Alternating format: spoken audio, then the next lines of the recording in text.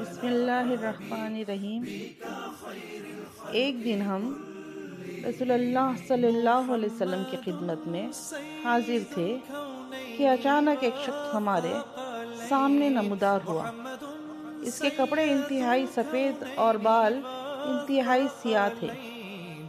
اس پر سفر کا کوئی اثر دکھائی دیتا تھا، نہ ہم میں سے کوئی اسے پہچانتا تھا، حتیٰ کہ وہ آ کر نبی اکرم صلی اللہ علیہ وسلم کے پاس بیٹھ گیا اور اپنے گھٹنے آپ کے گھٹنوں سے ملا دیے اور اپنے ہاتھ آپ صلی اللہ علیہ وسلم کے رانوں پر رکھ دیے اور کہا، اے محمد صلی اللہ علیہ وسلم، مجھے اسلام کے بارے میں بتائیے۔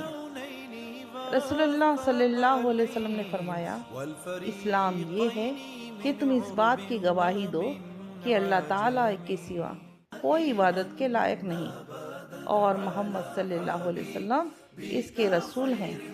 نماز کا اہتمام کرو، زکوٰۃ ادا کرو، رمضان کے روزے رکھو، اور اگر اللہ کے گھر تک راستہ طے کرنے کی استطاعت ہو تو اس کا حج کرو۔